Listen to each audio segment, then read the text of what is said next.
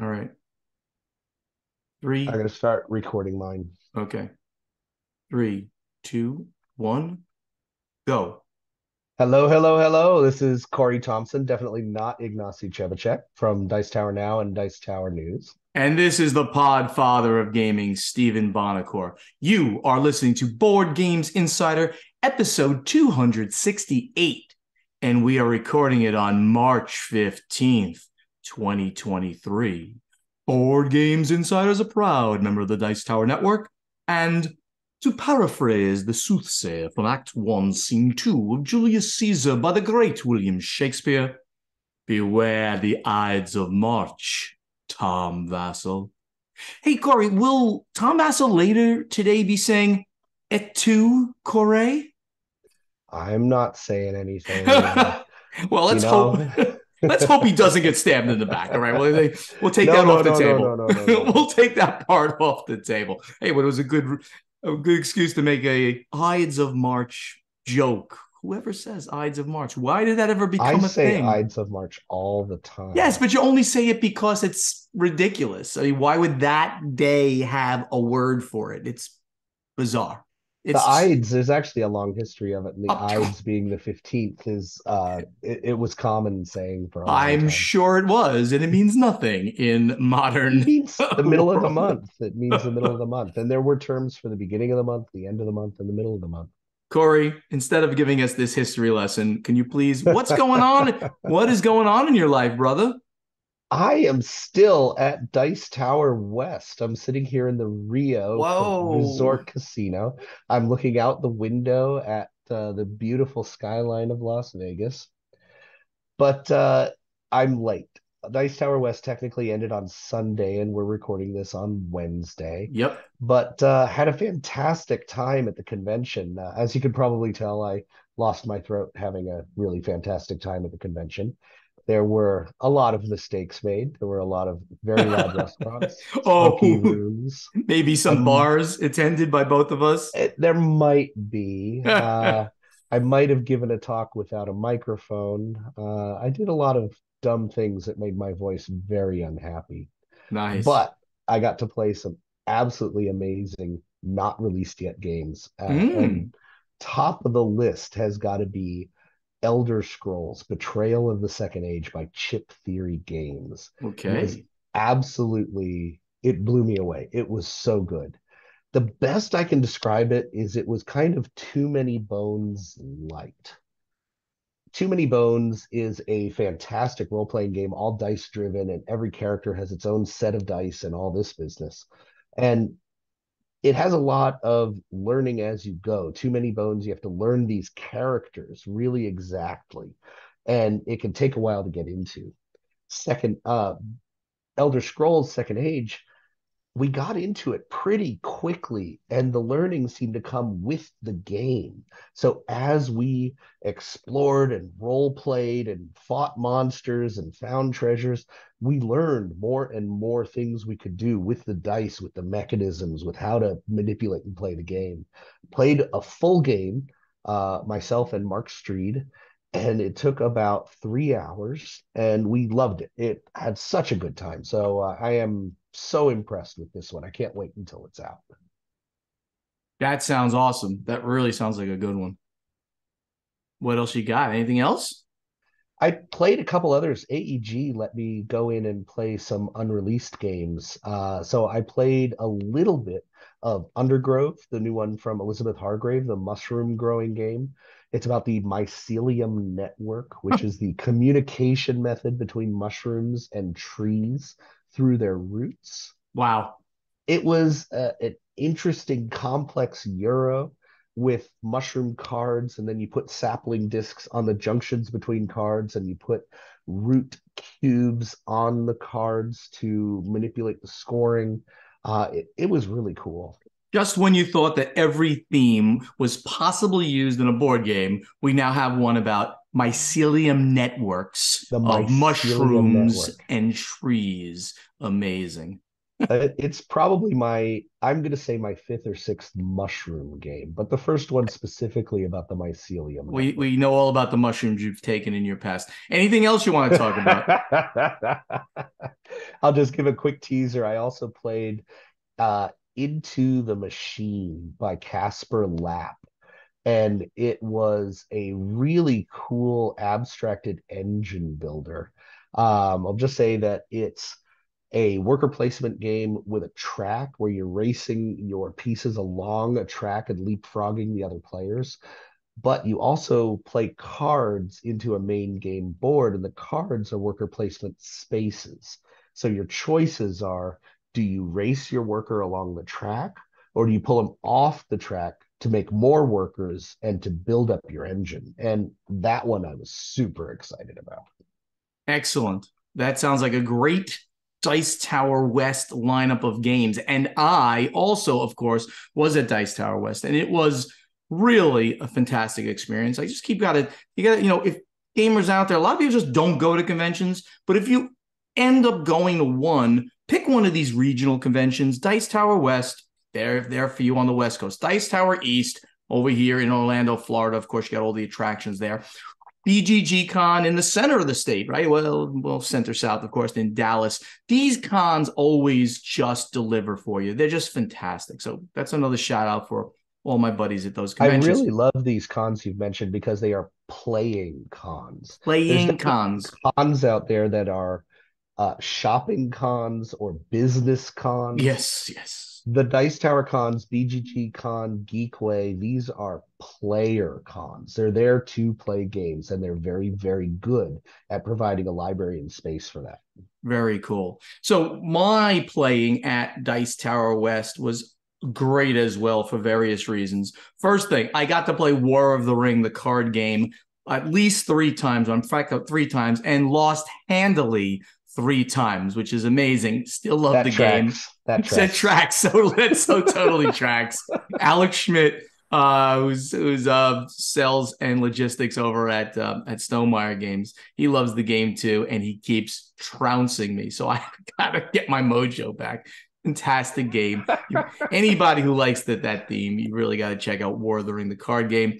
Got to play Gizmos. This was at least my second play of that. Really cool game with marbles. Yeah, Phil Walker Harding and Cool Mini. That's a great Yeah, game. it's really interesting. I don't love it, but I really think it's really kind of neat. And you're selecting marbles, which are like magic or something like that. I forgot what they represent. You're selecting marbles that coming down from this tower. It's a marble tower, so they randomly come out, and you pick one, and you take cards, and you pay for the cards with the marbles that you have in front of you, and you can't have that many marbles. So it's a marble management game and tableau building and things like that. It's really well thought out. Gizmos. And the other one was Letters from Whitechapel. I seem to play this game at Dice Tower West every time. I always play Jack, Red Jack, or Jack the Ripper. And I have been on a huge losing streak for this as well. So you can see a trend going on here. But thank you to all my buddies who played with me there. And that was like Alex and Nina and Whitney. I'm trying to remember everybody who played, but it was a great game, and they got me handily and arrested Jack the Ripper. Wow, that's Love it. My fantastic. number one. Oh, it's funny. I also should mention that at Dice Tower West, Sam Healy asked me to be on a panel with him, which was wonderful. So Sam Healy, myself, and Matthew McCack, also from a Dice Tower contributor, we were on a panel about the top 10 games using a public domain IP like Jack the Ripper or Cthulhu or vampires. So it was like things based on classic literature, stories, and Cool. legends. And it was great. And the funniest thing was that when we got to number 5, Matthew had Fury of Dracula as number 5. I had Fury of Dracula as number 5. And Sam had Fury of Dracula as his number 4. So we all had it like right there in the center, which is an amazing game. And if you don't know that one, or if you do know that one, Whitechapel, Letters from Whitechapel, that I just mentioned, is a game like that. Hidden movement of one versus many. Just a phenomenal game. Letters of Whitechapel has a lot of less rules than Furies of Dracula. So Letters of Whitechapel was my number one game on that list. Fantastic. The most important thing that I did at Dice Tower West, besides hanging out at the bars, which was like very long, and yeah, that was a big thing. The most important thing I did was every morning at 10 a.m. I would be playtesting. I had organized playtests of my new game that I've been talking about, that I announced and signed with Asmodee. Again, can't tell you guys about it. I wish I could. Give us 6 months, hopefully, or so, and we can announce a little bit more about it. Or just ask me. I'll tell you all about it. Yes, Corey does know, because Corey is under NDA because he has played it. And I got to tell you, I really wish that I had some negative feedback. Now, and I'm not trying to just tout the whole thing, but it was so well received. I mean, one person of the, I don't know, 16, 20 people that ended up playing it said something like, well, it's not a game for me because of a couple of things, because yeah, it's well thought out and stuff. But the feedback was great. We got some great ideas for improvements, which we're making before the meeting this week with Asmodee.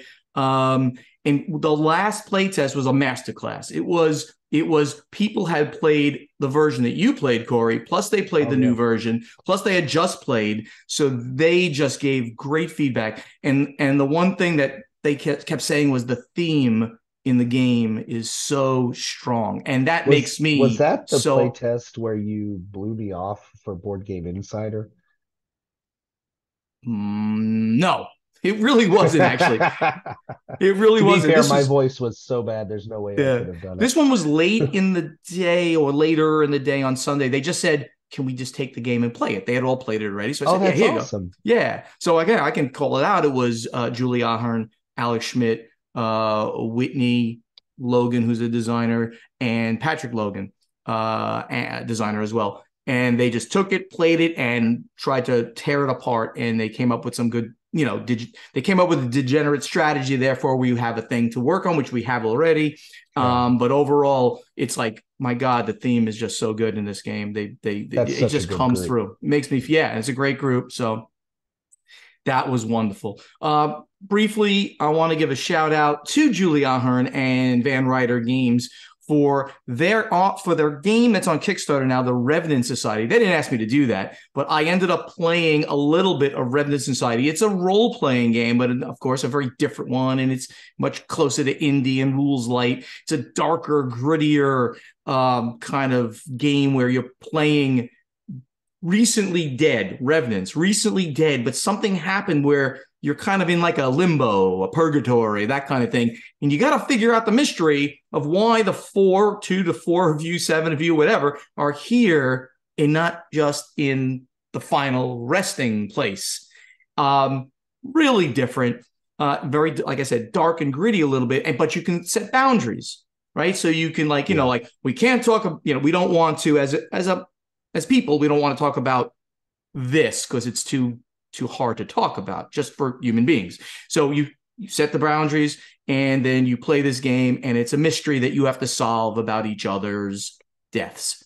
Very interesting. That's Van Ryder's forte. They are so good at story and theme and emotion. Yep. With Final Girl. Yep. Absolutely. So good. So good. And Julie was, by the way, just looping back, Julie Ahern from Van Ryder was the person who was going crazy about the theme in my game design. So that made me so happy. I was almost in tears. That's awesome. She loved it that much. The final thing I'll mention before we move on is that if you're watching this on Podfather YouTube channel, I mentioned that I had a box coming to me from Portal Games, and that box was 51st State, the Ultimate Edition. The Kickstarter finally has shipped. It looks amazing. It is huge. It weighs like 7 pounds. I'm so jealous.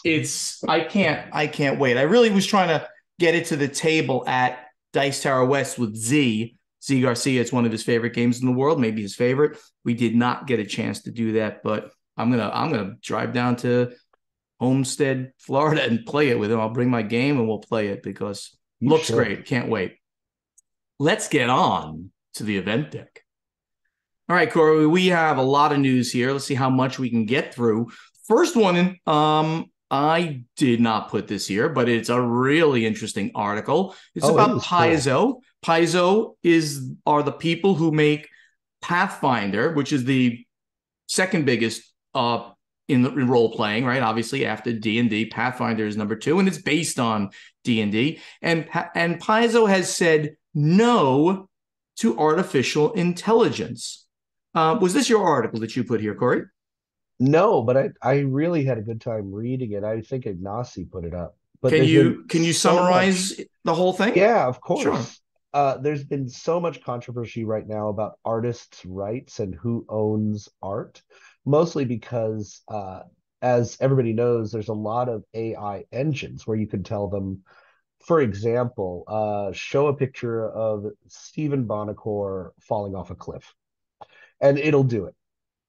Yep. And the problem with those is they are uncredited, and these AI engines use other artists' work to try to determine how to generate the image.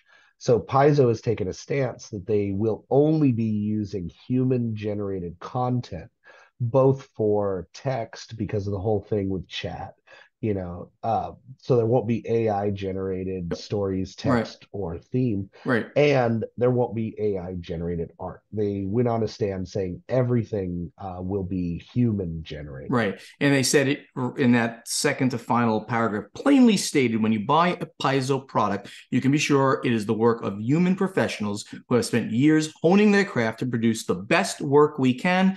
Paizo will not use AI generated creative work of any kind for the foreseeable future. Very interesting stance. And it's good. I mean, that's just a really cool idea. As you said, AIs take work, manipulate it, and create, in air quotes, something different, again in air quotes. Yeah, So taking their data from all over the internet. yeah, exactly. Very good. I like that. Paizo, congratulations.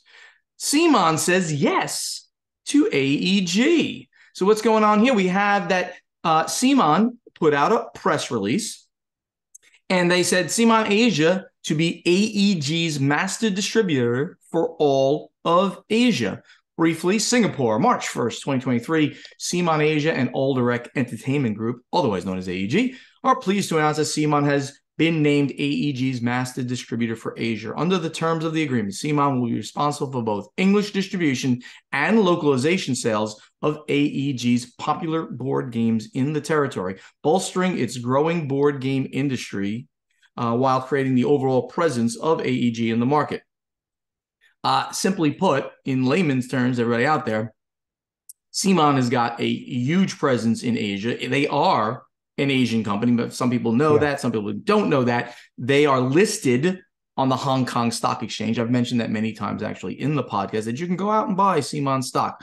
I am not your financial advisor. And if I I was a financial advisor at all, I'm not yours. So anyway, I'm going to take that as Steven go says go buy. Corey should go get Simon stock Anyway, so they're basically as my saying financial advisor. thank you, Corey. No, don't do that. So Simon, AEG has now said, all right, Simon, you got control of our stock that will ship to you, and you will be our master distributor, who will then sell to other distributors in the region along with your own stuff, which is great. So AEG, which is a small company, it's in that big range of medium-sized companies, up there with Renegade and Stronghold Indie and things like that. They're in that big center, and AEG is pushing their product over to Simon, saying, you take care of this, you get a little cut, and that's great. It's great for them, and great to get their products out in Asia. That's the most important thing of all. Yeah. All right, what do we have next? We have Jasco Games, no longer exclusive with Asmodee distribution. And this was an ICV2 exclusive. Jasco Games has ended their exclusive distribution deal with Asmodee USA.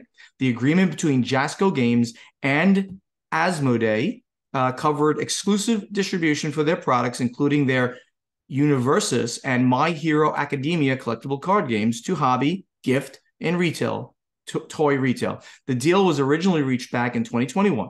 Under this agreement, Asmodee sold to some other distributors as sub-distributors So they were selling to, I guess, the PhDs, the GTSs, Alliance. So they were going to the other ones. The agreement ended after the launch of My Hero Academia CCG, which arrived today. They do have a quote here, so maybe they'll give some indication of why they did this. We are committed to offering all local game stores access to our products through their preferred distribution partner, said a representative of Jasco Games about the end of their exclusivity deal. Jasco Games plans to continue working with Asmodee, but will add also other distributors in the USA and Canada. It doesn't sound like they're leaving on a bad way, Corey, but I think what they're doing is they're just saying, I'm going to extrapolate a little bit. Maybe Asmodee wasn't doing enough sales to the other distributors, which is not something I think that they normally do anyway. They kind of just, you have to go to Asmodee distribution to get Asmodee games and anybody else they carry. They don't normally sell to the others. I think that it simply was, we're going to sell to you, Asmodee, but now we also are going to sell to all of the other distributors in the USA and Canada. We need more product pushed across North America. It's interesting because for a while, Asmodee was grabbing up lots of distributors and seemed to be trying to be exclusive with everybody. And now we're seeing a couple companies kind of still happy with Asmodee, but going other routes as well. Indeed. Well, here's a great one. I mean, I love anytime we get pushed into any kind of mass media, I love it. And B, if it has to do with beer, I'm going to love it even more. Board Game Geek tweeted, in an unusual bit of marketing, Anheuser-Busch has partnered with Rabble Games to create the party game Misconceptions to highlight the fact that Bud Light Seltzer does not contain beer, despite people thinking it does. Now you know. So I never heard of Bud Light Seltzer, or if I saw that, I would immediately just think it's some kind of weird beer. But it's one of that vast amount of seltzer-like products that have come out now. White Claw, I mean, is like it's a really interesting kind of mixed marketing thing. So Rabble Games is a video game and mobile app company, and this is their first physical tabletop game, and it's a light party game where you're trying to separate facts from misconceptions. So it's an interesting twist on how Bud Light Seltzer worked themselves into this. I'm wondering if we're going to see more cross promotion between board games and some game that completely unrelated to board games. Right. So we're now hearing that Funko, which has a huge pantheon of products, and their board gaming stuff is probably the smallest part of this company, right? They do the bobbleheady big chibi-like things. I don't know what you even call them, right? What do you call those things that they do? I just call Funko Pops. They're just Funko Pops. The figures. Yes, the figures. You can get a figure with almost anybody with a very large head. So Funko swings to a loss. They plan layoffs and trashing of inventory. Funko swings to a loss for Q4 and the full year 2022 and plans to cut staff, trash inventory to turn things around. Things turned south hard in Q3 as inventory nearly doubled, margins declined, and the company experienced problems at its new distribution center. Company founder Brian Mariotti returned as CEO in December, displacing Andrew Perlmutter, and announced. That's actually my mother's maiden name. Perlmutter. Thank you. How about that? Are you related to Andrew? Maybe you are. I don't think so. It's a very common name. Okay. And announced the hiring of former Walmart.com CEO. That's a pretty heavy hitter. Steve Nave as COO and CFO. The COO role is a new position, and as the CFO, Nave will replace former CFO Jennifer Fall Jung, who left in December. It was clear on our last earnings call that the business and our operations hit an inflection point, Mariotti said in the conference call. A combination of macro factors, that means the big economy, and Funko-specific issues has disrupted our financial and operating performance to an unacceptable degree. And he goes on to give figures about how bad the loss was, which, the loss for Q4 was a whopping $46 $8.7 million, a big swing from 17.4 million profit of a year ago. So they did about as poorly as one can do. And this is essentially, we're cleaning house. It doesn't really go too deeply on anything in the board gaming realm. I didn't Yeah. see in the article, but overall, not doing well. It'll be interesting to see if this has any impact on the games that they come out with. And Funko's huge in the board gaming world. They have the Prospero Hall Yep. design team Yep. that designed House. Even the Funko Pops themselves have their own board game, which is really popular and doing well. Very cool. Yes, yes. We reported on that. Oh, and by the way, this all plays into last episode's discussion, I believe, of the fact that the board game industry in North America took somewhere between a 5 and 10% hit in 2022. The first decline in hobby game sales in forever, right? I Yeah. think since I joined the industry in 2009, and I've been a gamer before that forever, but I've never heard of the North American market, or for that matter, the world market, going down in any given year. So this is an industry interesting trend that we're seeing. And I'm going to say, I think we're going to see more of this, which is going to mean bad things for companies who cannot ride out a downturn. And along with it, we'll see some company failures and some consolidations and some buyouts and all the usual stuff you see in times of flux. Yeah, 100% true. So what we're going to do now is one more story before we move on, and that is GW, Games Workshop, one of the big ones, right? In hobby, not in board games as much. GW is going green. And what does that mean? Games Workshop starts a trial to recycle old Warhammer models and more. Wait a minute, people actually throw their old models out? In a hobby like Warhammer, you're always going to end up with more plastic than you reasonably know what to do with.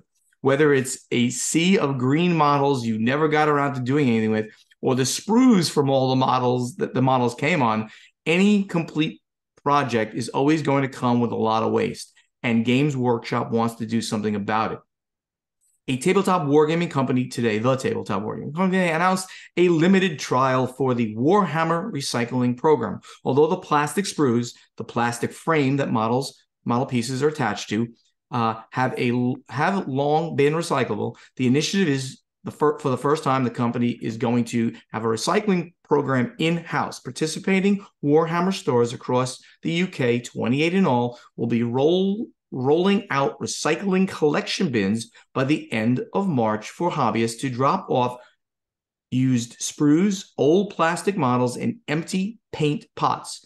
The why is obvious. Looking at Terra is everyone's responsibility for us, Earth, and this is a small thing that we can do to help the effort, the announcement read. So That's fantastic. very fantastic, right? I mean, look, let's face it, this is a knit of knits. Of course, I mean, really, how many plastic sprues are going to get thrown in there and yada, yada, yada. But the fact is, you want to see things like this happening, right?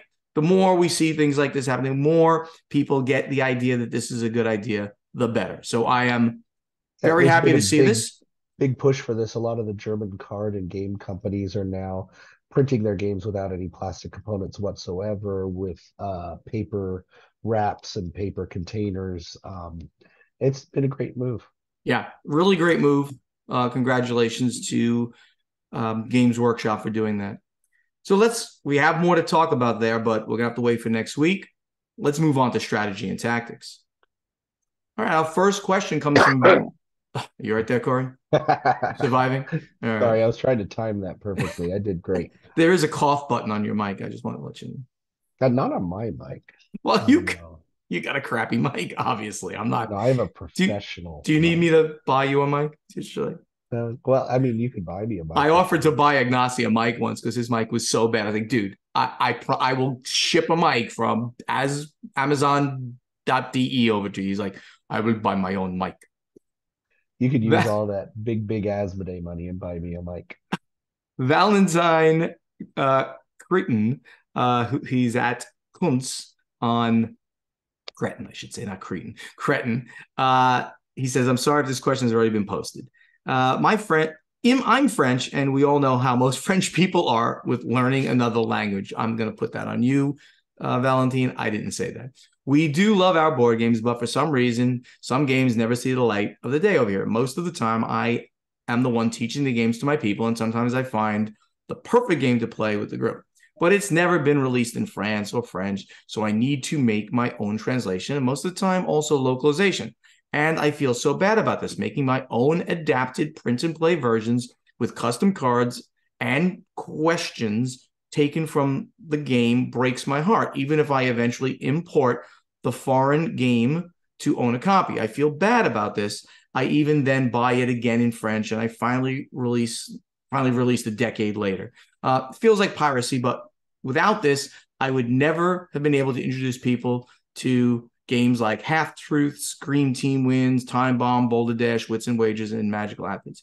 What is your stance on this? Should I ask the designers, publishers if it's okay beforehand? Should I stop doing this and only play games available? Should I even care? Corey, I'd like to hear your opinion on this topic. Well, speaking as someone who has bought a great number of games from Germany in German and played them in German, um, I do think that it's worthwhile to reach out to the publishers and just say, hey, can I do or do you have? A lot of the publishers have English, for my side of it, a lot of the publishers have English rules for foreign language games, even if they're not released yet.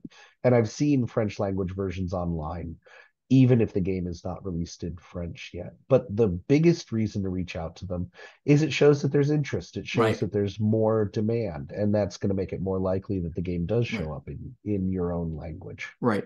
That's a very good point. So reaching out's a great idea, period. It's always, hey, any chance of getting this in French? We really want to play this. But I think, Valentine, a good answer to your question is if you buy the game, pick a language in English, because it usually comes out first in English or in German, right? If you buy the game, you have now supported the person who has made the game. If you then take that game and translate it yourself, maybe you put cards and sleeves with the French in it and stuff, you've still done the right thing by the publisher.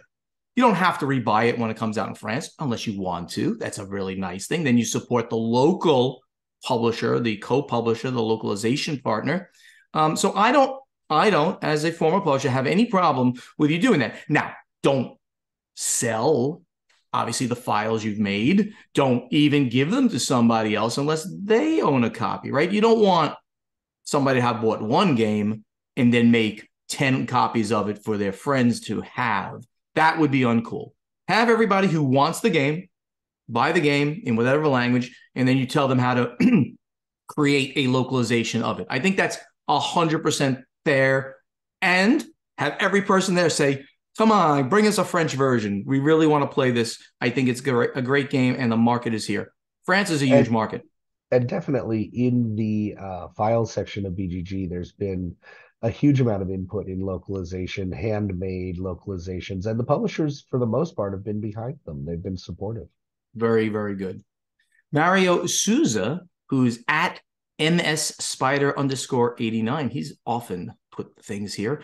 Oh, I think he's talking about Valentine's question. He says, side note for Valentine, is it your situation as you get the game, for example, in English, and then you translate the components, pasting stuff, if so, that's really isn't a problem. So he's emphasizing, I think, what we're saying, certainly exactly what I said, that if you bought it and then you translate it, there's no problem with that. You just do it.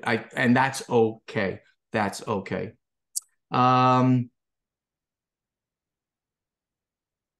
think okay. And then he asks his own question. Either way, Valence made me think on another question. So here's Mario's question.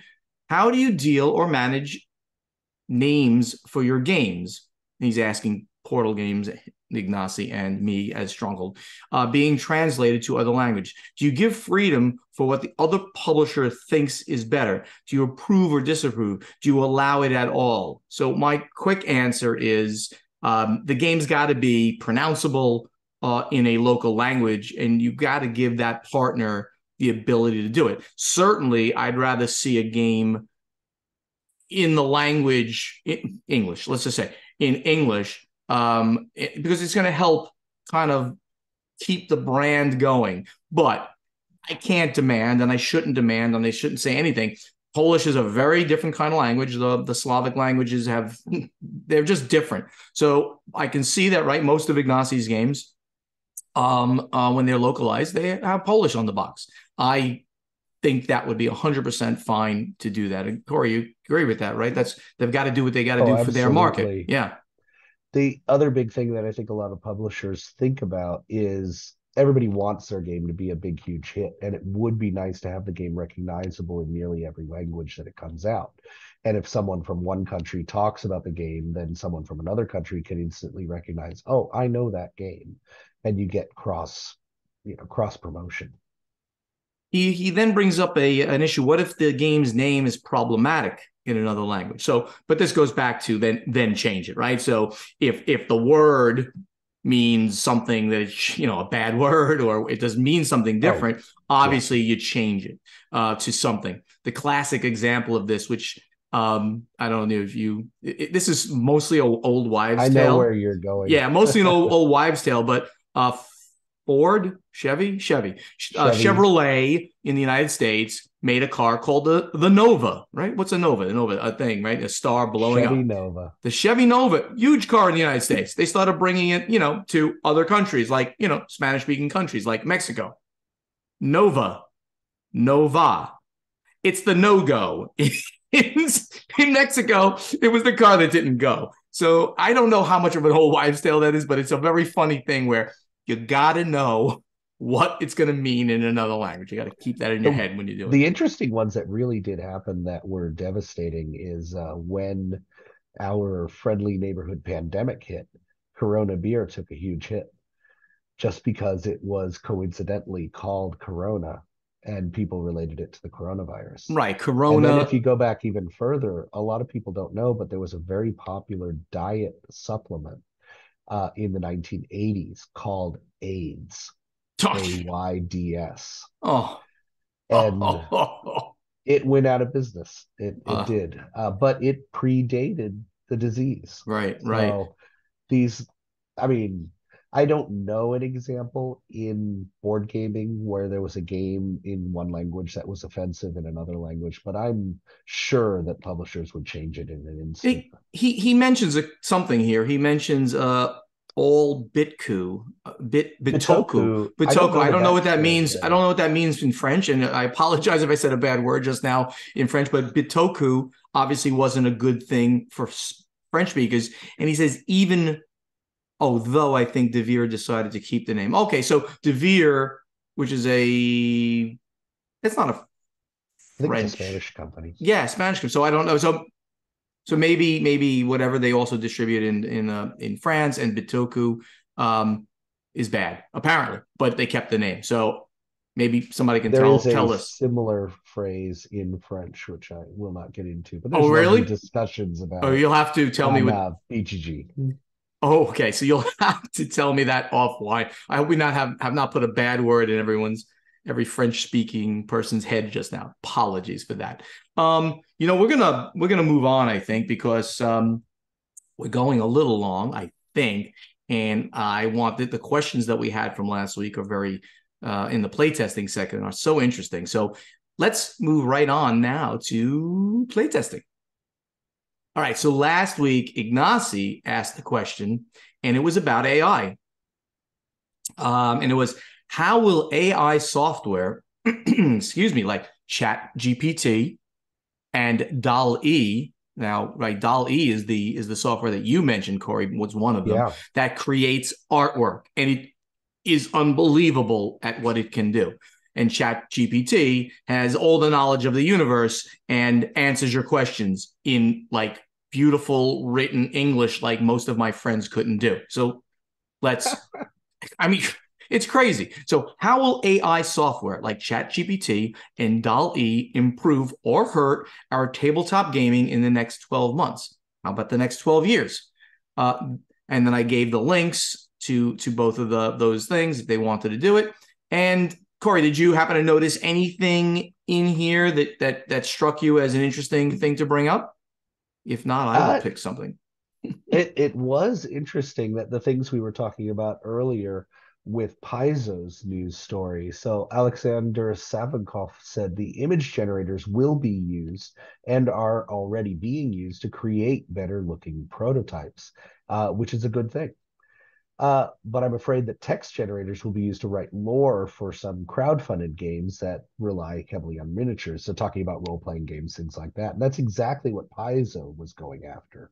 Mm-hmm. In and in addition to that, Al Mad wrote that ChatGPT will probably be useful for RPGs, especially when soloing as a substitute for the GM.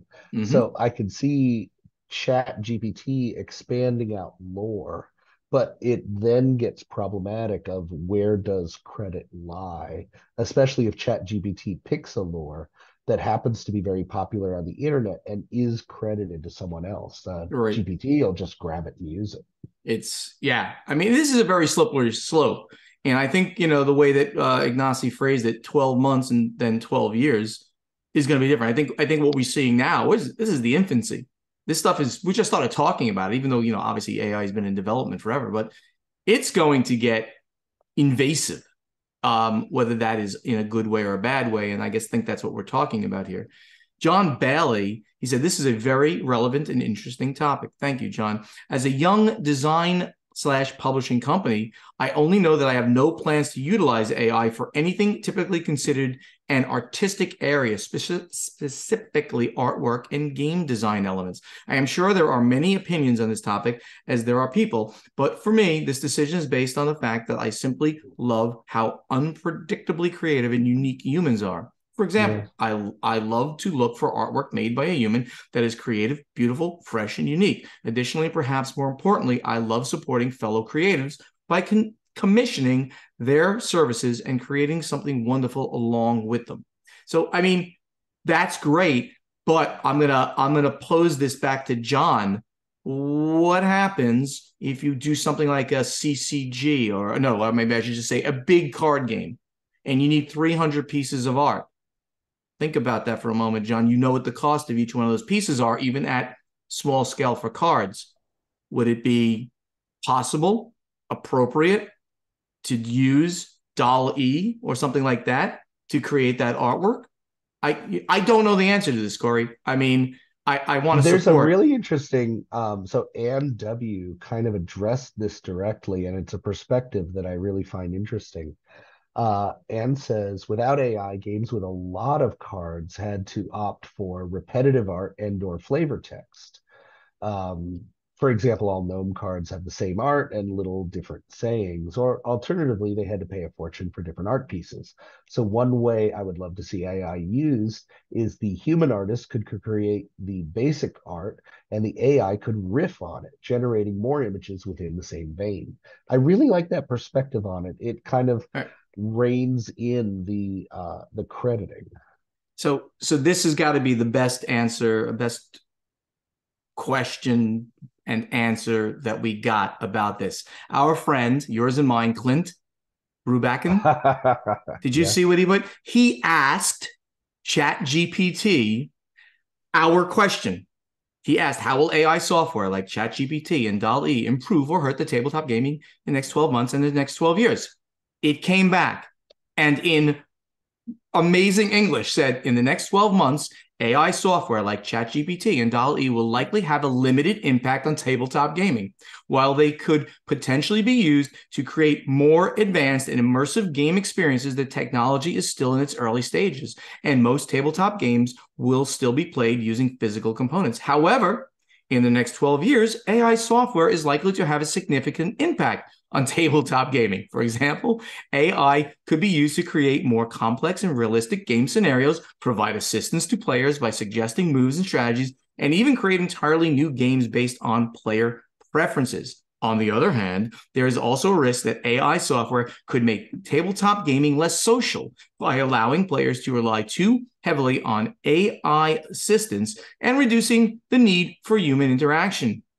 Additionally, AI-generated games may lack the creativity and spontaneity of human design games, which could be a concern for some players. Overall, the impact of AI on tabletop gaming is likely to be both positive and negative, and will depend on how technology is developed and implemented.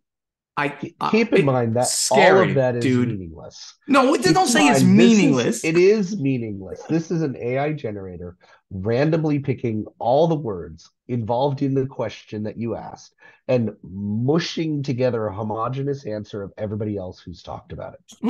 Well, guess what? It's come out with the exactly correct answer to the question based No, on every. Okay. it's come out with the meaningless press release. Press releases are important, Corey. For businesses and for things. I don't listen. Was that a creative answer? No, we're going to agree. These AIs are not creative. They're taking everybody else's stuff. This is the point of the whole thing and adding it in. So this AI, ChatGPT, took stuff it found and immediately created this wonderful answer. I mean, it is the right answer to the question without going deeper into it. No, he's shaking his head. It's a political answer. It's a lot of words and it says nothing. Anyway, that's what GPT is really good at. A lot of words that don't say anything. Oh my God, that's all I'm going to say. Corey, you have a question for everybody this week, don't you? So I got to move on because you're a pain. So what is your question that you're asking everybody? Et tu, Brute? Et tu, Corey? So my question, and this is one that I've thought about for a long time. I personally have noticed that in many modern board games, that regardless of the skill level of the players, the various players' scores tend to be very close. There's definitely some games designed so that new players do very well, and that rewards single plays of games. In contrast, there's publishers such as Splotter that pride themselves in being unforgiving, complex, thinky strategic games where experienced gamers will completely dominate over new players, and that rewards repeated play. So I was wondering what our listeners think about this. Have you seen this in games where regardless of how you play, everybody does well, or in a few published cases, people who do really well dominate? Or do you just think I'm crazy? Right. So this is a fantastic question. I hate to stroke your ego as even more than I hate to stroke Ignacio's ego. I know. It's magnificent. It's not magnificent. generated This by is an AI. Has actual meaning to it's a creative question. Thank you. But as someone who has literally recently designed a game that will specifically reward repeated plays, or certainly reward someone who has played it before over a new player in the play testing once, actually twice, the last play test too. Once I put new players and experienced players together, and the new players' experience wasn't particularly good. They got crushed. And there's a type of game where I think this complete balance, almost complete balance, is important. And that's like it's in the Euro realm where you want these catch-up mechanisms and things like that. In certain other realms, the one that I'm designing in, which is, again, it's something I can't tell you about, but in other realms, in Ameritrash, certainly, I think, and in other things, I don't think you need to have the game work 100% perfectly over the entire, like, I'm brand new to the game and or the other person who's played it 50 times. So I have no problem with this. I think you're right. And Splotter is sort of that they're a corner case. They make the heaviest. Extreme, for sure. They make the heaviest of the heavy Euros, and they're making Euros, heavy Euros, and they want newbies to be crushed. They don't want them to be crushed, but they want the game to be rewarding. I don't think it's necessarily because they're heavy or because they're complex, but they are, but they've taken a stance. They're very famous for having said, if you cannot lose on the first turn, why have a first turn? They are a different company. Let's put it that way. I constantly drop names, but I know Jerome well. He's a very German. Good. Good guys. From I the mean, Netherlands. He's very nice Netherlands, guy. all right. But yes, I believe German is the one that accent, that he comes across with. Um, yes, I believe that what they're doing is a corner case, so to speak, in design. Um, I think most games do tend to make it very, new players should lose, but they are not going to get crushed. But and it does reward. But it's okay to have it both ways. You don't. I think most games, if you can't win as an experienced player against a newbie, then that's almost bigger issue, right? If I've been playing this game a lot, and all of a sudden a new gamer is taught this, they're either a genius like Jeff Engelstein, or they, the game is too random. You want experience to pay off on Yeah. some level at least. So, anything else? As he coughs, he did hit his cough button. I Behind the did. scenes, I'm you sorry guys about have that. to watch us because you can see Corey like choking back coughs over time here. This Oh is his last no, couple I'm doing the end of the podcast. I'm and doing last that. couple of minutes here. Anything else before we move on to final scoring? What do you get? What do you think? No, I just Okay. waiting for final scoring. All right, there we go. So everybody out there, I just created a thread on Board Game Geek, so please go to our guild on BGG, find our play testing thread with this question, and post your answer to it. Let us know what you think, because very good question, Corey. I hate to say it to you, but very good question. Let's get over to final scoring. Thank you all so much for listening, and help us spread the word about this podcast by telling your friends to download Board Games Insider wherever they like to get their podcasts. Or you can watch Board Games Insider on the Podfather of Gaming YouTube channel. You want to be part of this podcast? You can just ask us questions for our strategy and tactics segment by posting them in the correct thread in our guild on Board Game Geek, and also answer our question to you from our play testing segment by going to the guild on Board Game Geek and looking for the thread with this episode's question. Check out our websites, which are portalgamesus.com, podfathergaming.com, dicetowerdish.com, and dicetowernow.com.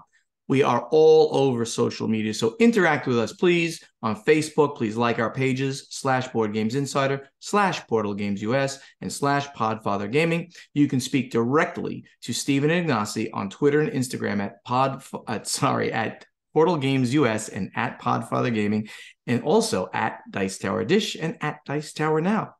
And the very active YouTube channels are Portal Games Movies, Portal Games Gameplays, and the Podfather of Gaming. TikTok, Ignacy, Portal Games US. We'd love to see you in person at an upcoming convention this year. So please, if you're at anything where we're going to be and we talk about it, come up to us, say hello, shake hands, play a game, whatever. I have a great story about a young couple from Hawaii that just now at Dice Tower West, they asked me to play a game with them. They wanted to play Terraforming Mars with me. What a wonderful experience. They were just lovely people. They took pictures, and then they handed me a gift as I left of like local candy and like beef jerky from Hawaii. And Hawaii is like is my favorite place on the planet, basically. So thank you, Mary and Oliver. I'm pretty sure that was their names. They're in my phone now. Anytime I'm in Hawaii, I'm going to look them up. They're great people. Board Games Insider was professionally edited by Joshua Bowman from Tabletop Submarine. If you want him to edit your podcast, reach out to him at tabletopsubmarine@gmail.com. And that great voice you hear doing the intro, outro, and in-between segments is that of Ray Greenlee, and he can be contacted to do voiceover work for you at raygreenleevoiceover.com. So, Corey, you got some huge news that you would like to mention here. It's Huge. huge. And It's Corey, huge. it's huge, and I would like you to have the floor. I am happy to announce that I have formed a new company with Hollywood friend Travis Oates, and we are starting to produce high quality board game associated videos and TV shows. So we are above board. We started filming our first things at Dice Tower West. We've got a new studio in LA, and we are going flat out. So we are going to be doing comedic YouTube videos about extreme board gaming. What would happen if you tried to play board games? Oh, I don't know, in a shark cage or in an F1 Formula Ring. What happens if you play board games in the location they're named for?